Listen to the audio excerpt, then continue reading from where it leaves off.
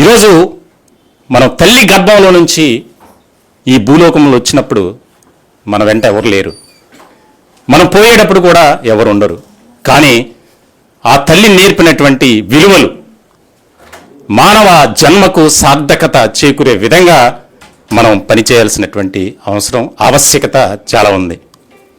ఇటువంటి సందర్భంలో మన మధ్యలో ఉన్నటువంటి ఎంతోమంది కాంట్రాక్టర్ నర్సింగ్ ఉద్యోగులు వారు ప్రతినిత్యం ఎంతో కష్టపడుతూ పనిచేస్తున్నారు.